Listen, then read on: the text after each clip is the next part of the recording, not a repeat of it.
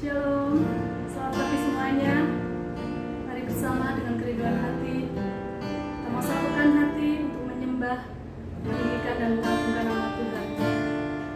Kuasa Tuhan tidak terbatas oleh ruang dan waktu, tapi kuasa dan hadirat Tuhan ada di setiap hati yang merindu jambahan tangan Tuhan. Mari pagi hari ini kita mau merindukan Tuhan, kita mau datang dengan kesungguhan hati, kita mau agungkan Tuhan. Terima kasih Tuhan, terima kasih Yesus.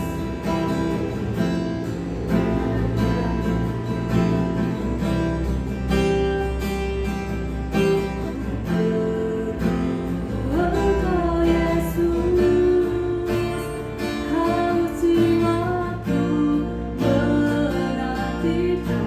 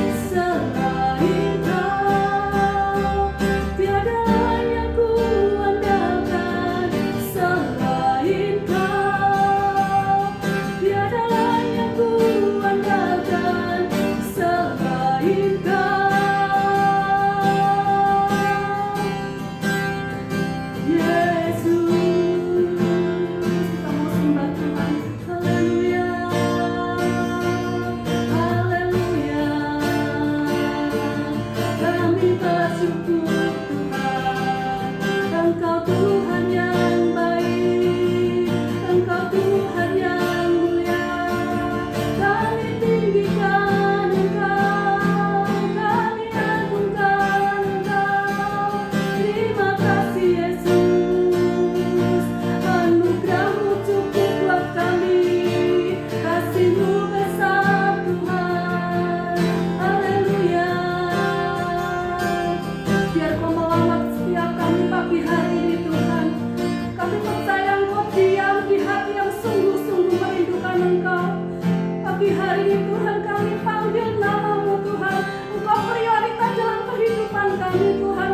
Kau hanya Engkau yang kami andalkan. Kau hanya Engkau yang kami percaya. Kami mau mempercayakan seluruh hidup kami di dalam tangan-Mu Bapa.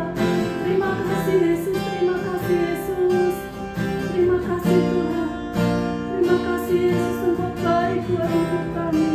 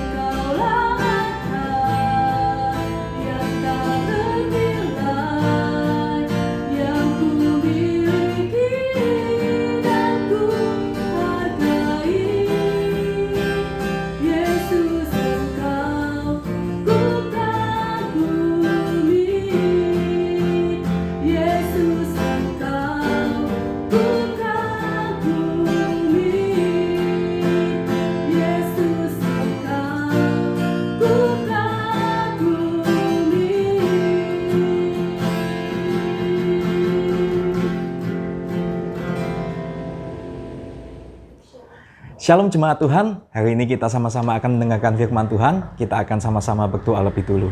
Bapak, makasih Tuhan untuk saat ini, makasih untuk setiap anugerah Tuhan dalam hidup kami. Kalau sebentar kami akan mendengar firman Tuhan, biar kasih anugerah Tuhan menjamah setiap hati kami. Jadikan tanah hati kami, tanah hati yang subur, yang baik, yang siap menerima firman Tuhan. Di dalam nama Tuhan Yesus, pakai lidah bibir hamba-Mu ya Bapa, untuk menguatkan, mengajak setiap jemaat. Dalam nama Yesus, haleluya, amin. Bapak Ibu Saudara, Alkisah ada seorang kakek yang tinggal di sebuah desa dengan cucunya. Sang kakek ini mempunyai seekor kuda yang sangat gagah. Kudanya berwarna putih, dan kuda ini banyak orang yang menginginkannya. Banyak sang warga desa ingin membeli kuda ini. Tetapi sang kakek tidak menginginkan untuk menjualnya, karena sang kakek sungguh sayang sama kuda ini.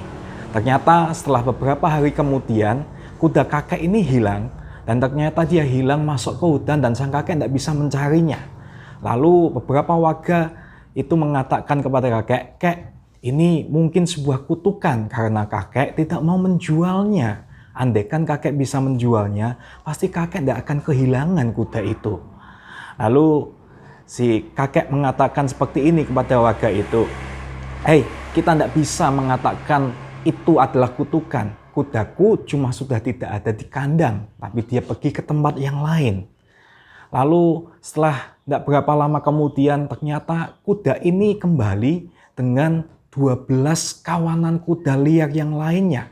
Dan dia kembali ke tempat kakek ini dan akhirnya sang warga melihat itu dan dia ngomong sama kakek, "Kakek, mungkin benar kata kakek, ini bukan kutukan tapi ini malah berkat."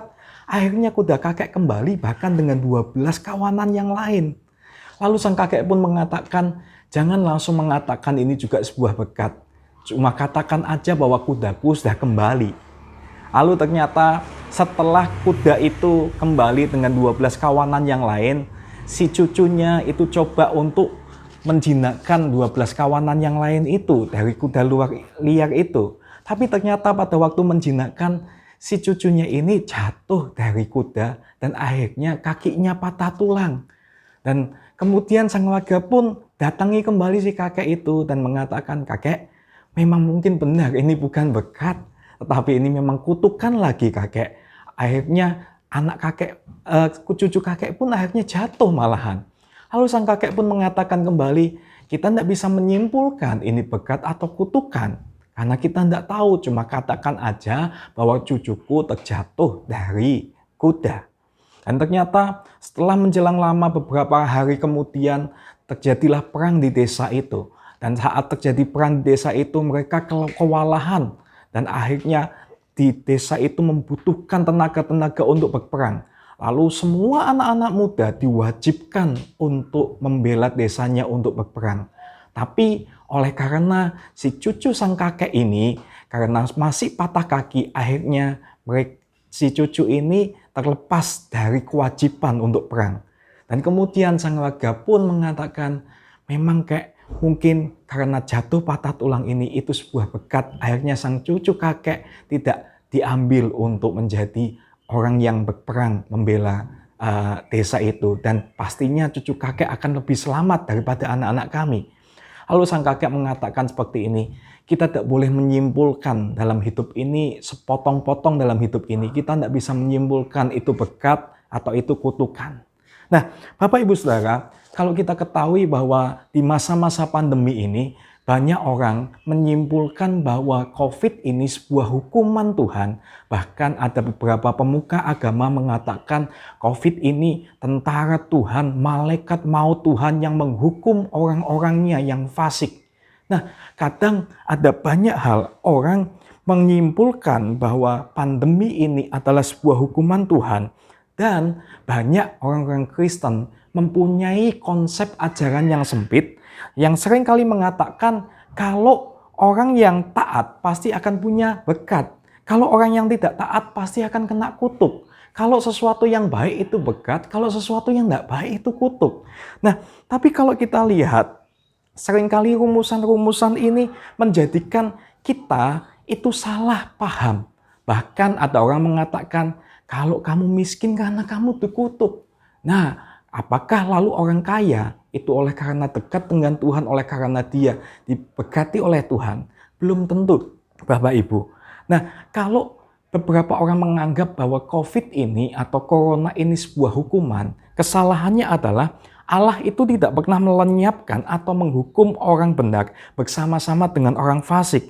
Buktinya apa? Pada waktu Sodom dan Gomora itu dihukum sama Tuhan, Lot dan keluarganya itu diselamatkan. Jadi kalau COVID ini sebuah hukuman Tuhan untuk orang-orang fasik, untuk orang yang tidak kenal Tuhan, sudah pasti tidak akan ada orang yang termasuk anak-anak Tuhan yang kena COVID harusnya. Dan sudah pasti kalau ini sebuah hukuman Tuhan, sudah pasti kita lihat ternyata banyak juga loh hamba-hamba Tuhan yang takut akan Tuhan pun kena. Dan terpapar COVID bahkan meninggal dunia. Nah, jadi kalau kita ketahui, kita perlu belajar dari masalah pengalaman-pengalaman ini. Hal yang perlu kita pelajari yang pertama adalah tidak semua yang buruk merupakan hukuman. Dan demikian pula tidak semua yang baik merupakan berkat Tuhan. Karena kalau kita ketahui Bapak Ibu Saudara, ada juga penderitaan, ada juga satu penderitaan atau hal-hal yang sulit itu dipakai Tuhan untuk memuliakan Allah. Kalau kita lihat Di Yohanes pasal 2 dan 3 dikatakan ketika murid-murid Yesus melihat seorang buta sejak lahir, mereka bertanya, "Rabi, siapakah yang berbuat dosa, orang ini sendiri atau orang tuanya sehingga ia dilahirkan buta?" Yesus menjawab, bukan dia dan bukan juga orang tuanya, tetapi karena pekerjaan-pekerjaan Allah harus dinyatakan di dalam dia. Jadi kita lihat waktu ada orang buta itu mengalami penderitaan, itu bukan sebuah hukuman atau kutukan, tetapi ada kemuliaan Tuhan yang akan dinyatakan lewat penderitaan itu. Bahkan kalau kita lihat, Yusuf sendiri juga dikatakan dia mengalami penderitaan, tetapi oleh karena penderitaan dan ketidakadilan yang Yusuf rasakan, akhirnya sebuah bangsa besar yaitu Israel diselamatkan dari yang namanya kelaparan bahkan kematian. Jadi kalau kita lihat ternyata juga ada yang namanya seorang yang namanya Ayub. Penderitaan pula dipakai untuk memurnikan dan menumbuhkan iman Ayub dan menyempurnakan karakter Ayub. Jadi perlu kita ketahui hal yang pertama yang perlu kita ketahui yaitu yang perlu kita pelajari juga, tidak semua yang buruk itu merupakan hukuman Allah dan bahkan tidak semua yang baik itu merupakan berkat dari Tuhan. Lalu yang kedua yang perlu kita maknai, yang perlu kita pelajari yaitu hak untuk menilai hal yang baik dan hal yang buruk itu ada di tangan Allah, bukan di tangan kita sebagai manusia. Nah, kalau kita perhatikan, sejak awal penciptaan, Alkitab mengajarkan bahwa cuma Tuhan atau Allah lah yang berhak menilai sesuatu itu baik atau tidak baik. Nah, kita bisa lihat juga Tuhan mengatakan hari pertama Tuhan menciptakan terang, hari kedua Tuhan menciptakan apa, dikatakan semuanya baik. Dan Tuhan katakan di hari ke-6 pun Tuhan mengatakan dia menciptakan manusia seorang diri dikatakan tidak baik. Itulah yang dimaksud yang berhak menyimpulkan baik atau tidak baiknya adalah Tuhan, bukan kita. Nah, tetapi kelemahan yang kita ketahui sebagai manusia, seringkali manusia menginginkan hal yang seperti Allah dan dia menginginkan untuk kita itu juga menilai sebuah kehidupan. Nah, salah satu contohnya kalau kita lihat di Kejadian 3 ayat 5-6, di situ dikatakan bahwa tetapi Allah mengetahui pada waktu kamu memakannya matamu akan terbuka dan kamu akan menjadi seperti Allah, tahu yang baik dan yang jahat. Perempuan itu melihat bahwa buah pohon itu baik untuk dimakan dan sedap kelihatannya. Lagi pula pohon itu menarik hatinya karena memberi pengertian. Lalu ia mengambil dari buahnya dan dimakannya dan diberikannya juga kepada suaminya bersama-sama dengan dia. Dan kalau kita ketahui, kadang kita seperti Hawa, Bapak Ibu. Hawa diiming-imingi sama iblis, kalau kamu makan buah ini, kamu bisa tahu loh mana yang baik, mana yang jahat. Dan itulah manusia sampai saat ini dosanya adalah membuat kesimpulan sebuah sesuatu itu menilai ini baik, ini buruk, ini berkat, ini kutuk. Dan itulah yang perlu kita maknai bahwa seharusnya hal baik dan buruk itu bukan kekuasaan kita menilai, tetapi hanya Tuhanlah yang punya kuasa untuk menilai hal sebuah peristiwa itu baik atau buruknya. Cuma Tuhan saja. Nah, kalau kita lihat di sini, kadang kita seperti Hawa, segera langsung menginginkan, kita ingin punya kesimpulan, kita ingin punya kepikiran untuk bisa menyimpulkan hal yang baik atau hal yang jahat, hal yang buruk atau hal yang tidak. Nah, kalau kita ketahui, apakah wabah ini sesuatu yang buruk? Apakah wabah ini sesuatu yang tidak baik? Nah, kalau kita lihat, itu tergantung dari seseorang menilainya. Dari sisi kematian, dari sisi ekonomi, jelas pasti wabah ini sebuah hal yang buruk. Tetapi kalau kita lihat dari sisi solidaritas antar manusia, kesadaran akan kebersihan, ini yang patut untuk kita syukuri. Karena manusia semakin sadar lagi untuk dia menjaga kebersihan. Nah, kalau kita lihat di sini, pada akhirnya kita sebagai manusia tidak boleh gegabah menyimpulkan sebuah peristiwa, ini hal ini sebuah hukuman Tuhan atau bukannya. Tetapi yang perlu kita ketahui bahwa segala sesuatu yang terjadi ini pasti ada rencana Tuhan di dalam hidup kita ini. Dan Kalau kita lihat juga ada banyak hal, kadang gereja menghakimi tentang COVID ini, gereja memberikan kesimpulan yang salah tentang COVID yang ada, bahkan kadang ada beberapa yang meremehkan. Tapi kalau kita saat ini, kita belajar dua hal. Yang pertama adalah segala sesuatu yang buruk bukan selalu itu hukuman Tuhan. Dan segala sesuatu yang baik bukan selalu itu berkat dari Tuhan. Dan yang kedua, yang perlu kita ketahui juga bahwa setiap yang namanya penilaian baik atau buruk itu cuma Tuhan yang bisa menilainya, bukan kita manusia. Mari saat ini kita pelajari saat ini bahwa ternyata dalam kehidupan ini kita harus tahu bahwa kita serahkan segala sesuatunya dalam kehendak Tuhan. Kita tidak bisa menilai segala sesuatunya itu baik atau buruk. Kita tidak bisa menjadi seorang manusia yang mudah untuk menghakimi. Gereja yang mungkin mudah untuk menghakimi segala sesuatunya. Karena kita tahu bahwa segala sesuatu penghakiman itu cuma milik Tuhan. Mari kita saat-saat ini kita berdoa, karena kita ketahui kita mau serahkan segala sesuatu peristiwa hidup kita, itu cuma Tuhan yang tahu. Dengan iman yang berserah sama Tuhan, kita akan tahu bahwa segala sesuatu yang Tuhan lakukan, itu pasti Tuhan punya rencana dan kehendak.